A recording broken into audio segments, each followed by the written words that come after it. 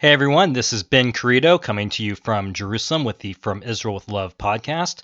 Here in Israel, we have some big breaking news. Current Prime Minister Naftali Bennet is in the process of trying to dissolve his own government. Why would he do that? Well, the simple answer is that he has had a very shaky coalition to stay in power in the Knesset or Israeli parliament, and his position of Prime Minister has been very, very unstable and hasn't had really good footing for it, and former Prime Minister Benjamin Netanyahu is in a position through political maneuvering to actually take over the Prime Minister position.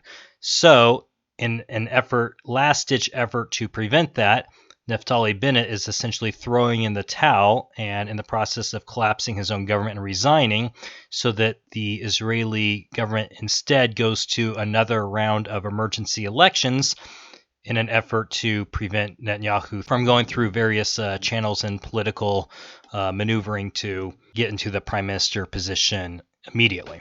For those who are not familiar with the Israeli government system, it's rather different from the American system. Basically, our government here was patterned after the British government with a parliament, and when elections are held, it's not a bipartisan system with two parties. There are dozens of parties that all try to compete for as many number of seats in the parliament as possible. In the last election, there were 13 parties that got enough votes to be considered primary parties. And then they all form a coalition to try to get a majority of at least 61 seats with their different groups. So you'll have 5 parties uniting against 7 parties and of the various seats and all that.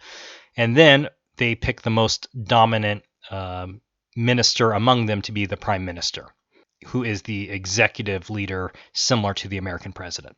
So what happened about a year ago is that there were elections in Israel, and they kept getting stalled because, ironically, about 60% of the Israeli population was voting for right-wing or centrist to moderate right or various parties that were clearly not left-wing, one way or another. But the defining factor was not political ideology. It basically became a pro-Netanyahu bloc versus an anti-Netanyahu coalition. And so what ended up happening is that 2 or 3 of the smaller right-wing parties actually shifted over to join sides with the left-wing parties, including the most radical left-wing parties, and formed a government of completely wildly conflicting political ideologies and agendas based solely on the desire to make sure that Netanyahu did not become the next prime minister.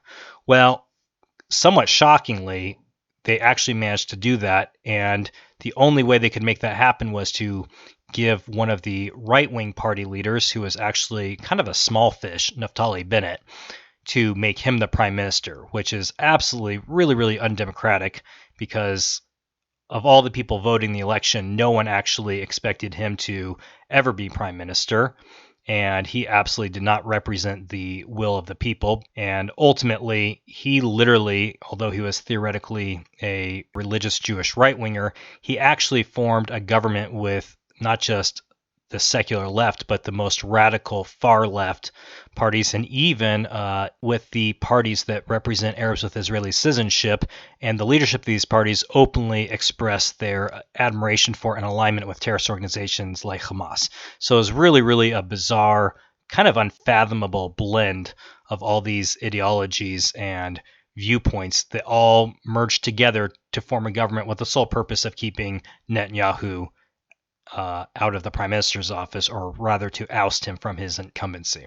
Well, one way or another, how Naftali Bennet managed to keep this bizarre coalition alive for even a year is kind of shocking, but one way or another, it's coming to an end, and Benjamin Netanyahu is poised to either take over the government immediately, or he has a good chance to become prime minister in the next round of elections. Nothing is certain by any means, but he is polling relatively well. As a result, there are left-wing ministers of the Knesset. They're trying to prevent Netanyahu from being able to form a government either by political movement or by election. And basically, there has been a series of really ridiculous indictments and accusations against Netanyahu in an ongoing legal process. It's been going on for well over 2 years now, accusing Netanyahu of corruption, bribery, and fraud, and all sorts of nonsense. And the Israeli population is really, really underwhelmed because some of the stuff they're trying to make a high-level criminal case out of is Netanyahu receiving gifts of cigars or champagne from his rich friends, and even Mariah Carey tickets.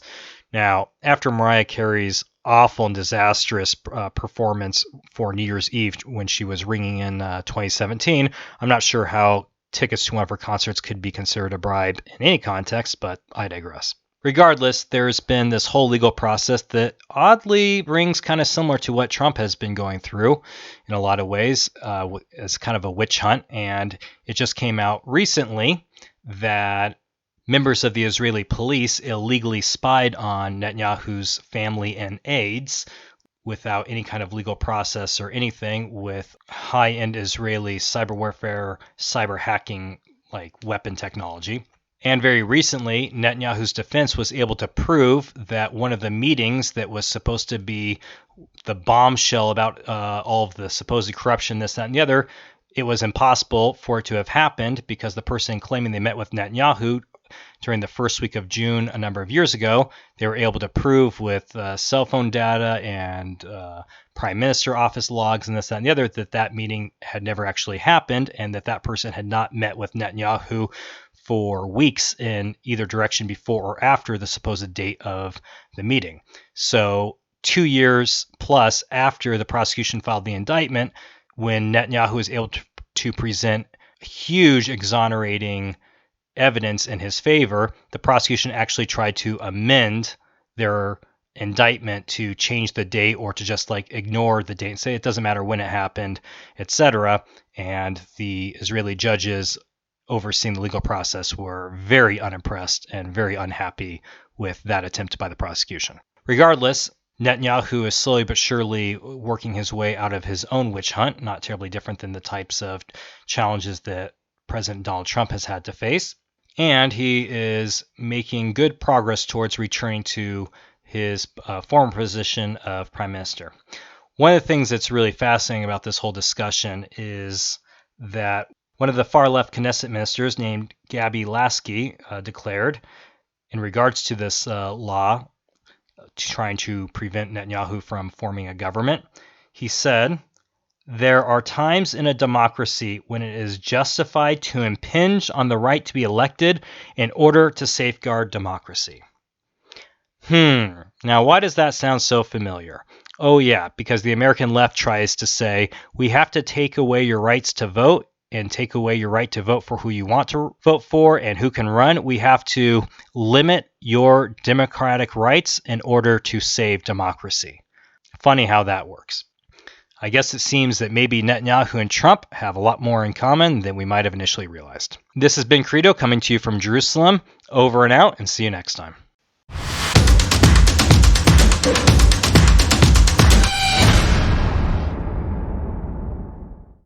Hey everyone, this is Ben Kerido here to tell you about my brand new book that I wrote with my wife, Surat, called Let's Go Brandon the Novel. It's a satirical parody in the style of Orwell's 1984, The Babylon Bee, and Fauda. It's both a suspenseful and hilarious portrayal of current affairs in the American, Israeli, and Middle Eastern political arenas and military spheres, and includes some delightfully vicious yet comical mockery of Biden, AOC, and many others. For a limited time, the book is being made available for free or heavily discounted to our readers. Check it out on Amazon or visit our website, itowerpublishing.com.